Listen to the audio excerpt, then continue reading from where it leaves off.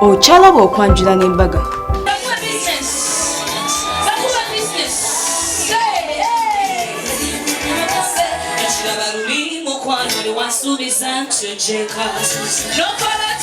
Nembugutana nembaga umutima muliryanda nembugumiriro ufanganyire mu kubanga mutici wana batusokora Timongele Muzeshanya Chisoba kasoda Olondeche Muje tubuze kubagenera nase Tweta ye wano wakante Basibe Omanono Sena bomba rubutu Ebicha maso Tiari tuwena twalo kauza kubanzuna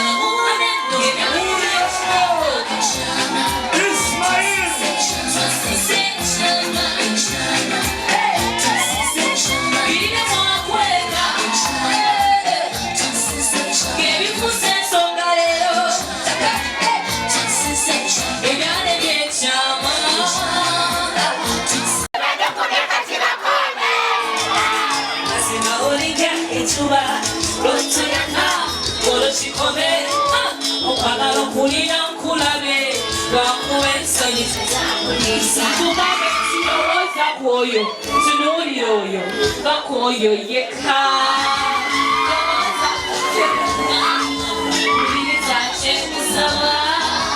Jangara tubere Chikola cheese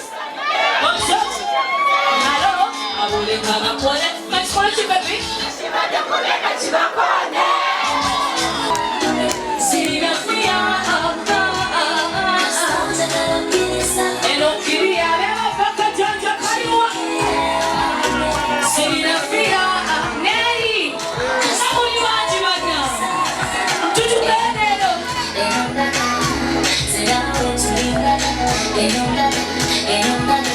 Daddy baby Omutima Kuba kukona Aya kukona Omutima kukona Omutima kukona Tuwa buze zako Mato lupapura soke kwe Takajimu Wabala matsuba Ligona mayo Nimusiri gofena nemboga Sema maya sema no muto na kola Ati ulichimu chabala Yanse sura Machabi no bukola Ibijimu sana Gyobeanuga Ninari chigo tanda Kapase Behebe kwese mondeyo Zekaba tende Kahakachi Akafe Ikirako Kuya kajaja Kachaya kawo mwakasinga Akakuja mwakawo Kubikega Bogane Semama yenye sabuluji Kuichitundu Kunza chini mujibota Naruki wakaranda Misansa kububugwa Ebebe kose mumeno mama Musari sato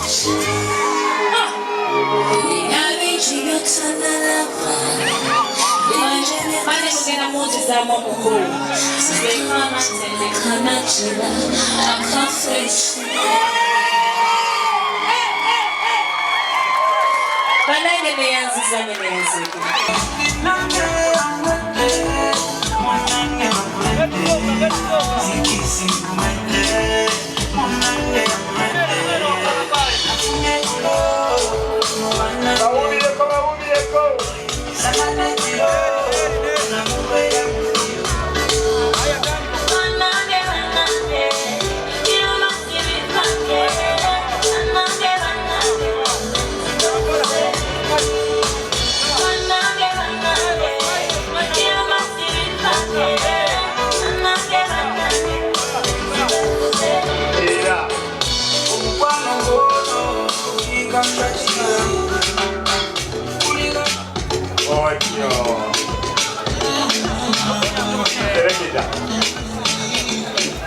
Mwana waffe tusooke tumukubireko engalo n'akalulu ak'amaanyi.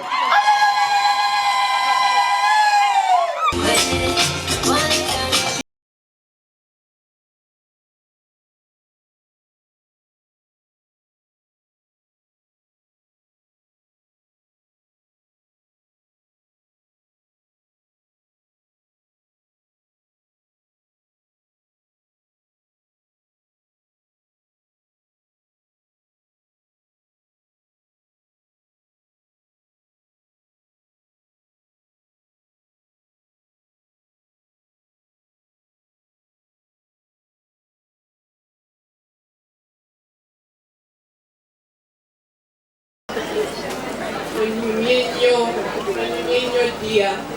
Nsanyusa okulaba tukwaniriza mu famire yaffe Nkima. Era nkwagala nnyo. Brother wange antumye nkubuulire nti akwagala nnyo. Taba nayagala ennyo bwamwenge. Ajja kukwagalira ddala obulamu bwe bwonna. Mukwana ali muklaba Delta TV tukole tukwagala nnyo banange tuli wano tuli ku mugole waffe ono omwana Don Vicky kyakoze era ddala Doni mugagga ate n'agenda na mugagga ye mulungi ye muwanvu banange gwe byonna obirina. Mashallah. Assalamu alaikum. Wa alaikum salam wa rahmatullahi wa barakatuh. Bulungi ya lyote. Chikube naye matendo ga Mukama. Bana naino okusilamu ko mwami yankolera bingi yandaga ne kuba etuufu obusilamu bugagga. Yes. Yasinga okukolera ekyakutengula. Ekyantengula kwe kuntegeera nze nali nabulwa omuntu antegeera nga Isima bagamba oyo mwana tategeerekeka kale ngandaba sinafuna muntu akola byenjagala abantu nga banyiizanyiiza naye bana Isima yantegeera. Oyagala mugamba ki olwaleero? Isima kyennyinza okumugamba nti musuubiza ssanyu lyokka. Isima ngenda kukola buli kisoboka. I pay you back. Musanyusiza mikwano gyange famire yange bannange simanyi naye sitaati ngenda kukola ekisembayo ndabe ng'osanyuka. Oyagala muweereza kayivu? Ndowooza njagala muweereza kaffejje akaramba. Olimu ebiki? Ndimu ebirungo nze senga yantendeka. Kaleteya eriyo babadde bakwogerera ng'oli okwogenda okola omukolo guno. Ekyamazima bwe njogera bwe ntyomba mulyaza amanya lwa nsonga sibiwulidde. Allah abadde ansaasidde sibiwulidde nnyo abantu babadde positive abantu bayimiridde naffe ekiri excess ba honorable councillors nze ba-councillors b'elubaga bambeereddewo mu mbeera gye batabeererangawo omuntu n'omu ab'omu centro ne babeerawo omwami wange president Kyagulanyi olaba naye asituse mu butuufu abantu batulaze omukwano aboogezi tetubawulidde nnyo bayinza oba basigaddeyo munda era kino kyokoze okigadde ate nga kirabika kigadde ddala n'okisuulamu Isima simanyi nti oba akyasobola olowooza ku kintu ekirala kyonna. erya Isima osobola oddisalako ise lyomuyita muyita bebi omanyi ekyo kibebi kyange bwe weegendereza ebintu byekikola kibebi ddala nze nkyayitira kibebi. kati bebi mugamba ekikuli ku mutima. Okusookera ddala nkukwasa Allah akunkuumire yonna gy'ogenda ng'oyitanga siriyo ne kano koddayo ewaka nga togenda kunsangayo. Baby, be patient and wait for me. Waliwo mwannyinaze senga ow'ensonga senga w'abaana naddala abawezezza emyaka 18 mu maka muno abawala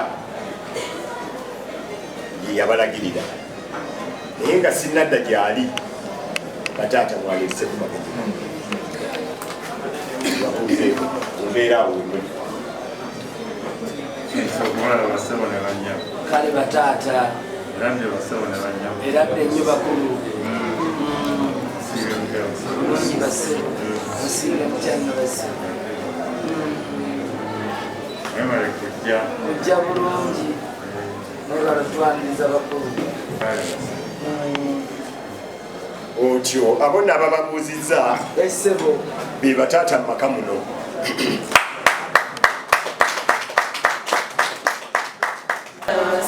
kale bakadde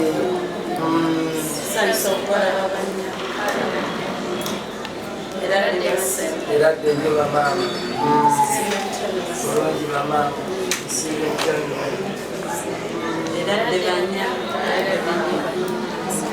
mukyanga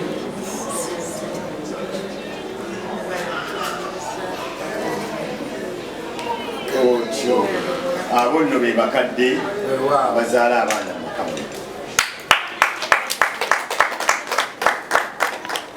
singa w'abaana bwe tubadde ebweru eri olina omuntu gw'olambiseeko ekimuli kati ekijja abantu bano mu bangi eri ne basanga eno abazadde bataata ne bamaama okuwanjulira ensonga twagala ogitwanjulire.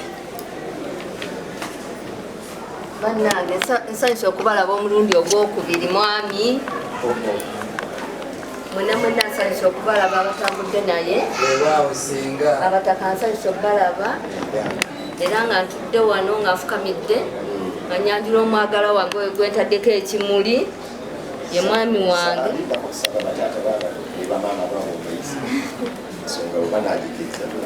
taka bamaama nfukamidde wano nga nsaba omwami wange atwale kulwa muwala wange ono munzikiriza antwale yono yoyo gwolonze Allahu Akbar.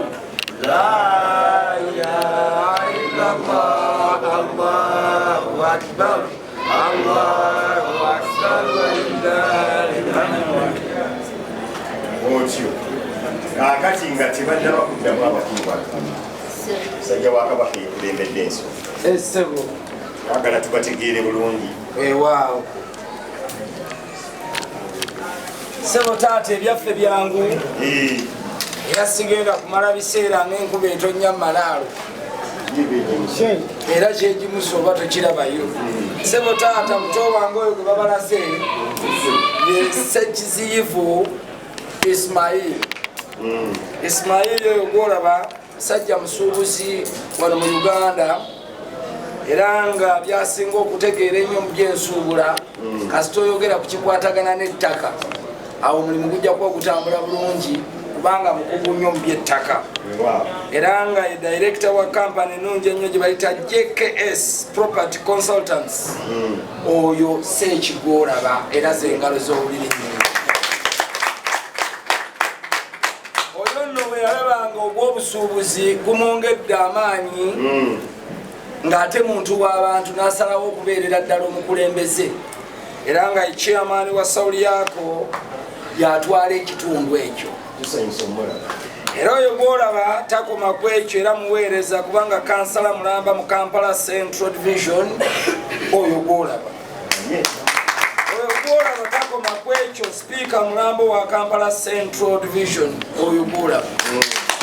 Oyo gwolaba ye vice chairperson owa NUP mu Kampala Central oyo.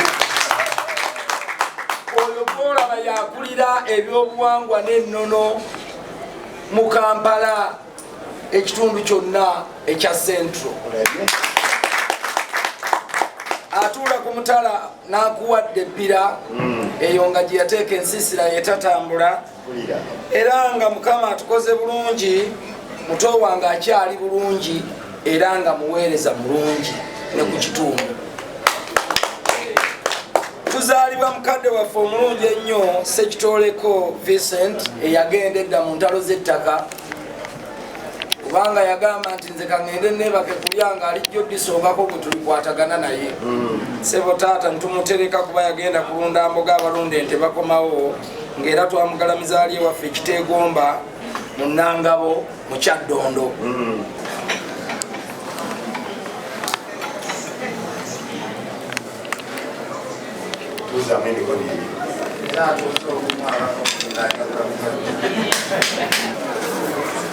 Omuntu wajja okumwanjula eri abakulu ne bakkiriza nti bamaze okunkoze bulungi kati katulekewo essole endala kubanga luna gwotwala ebadde ettaala yawaka kati bwomutwala tubanga abasigadde mu nzikiza.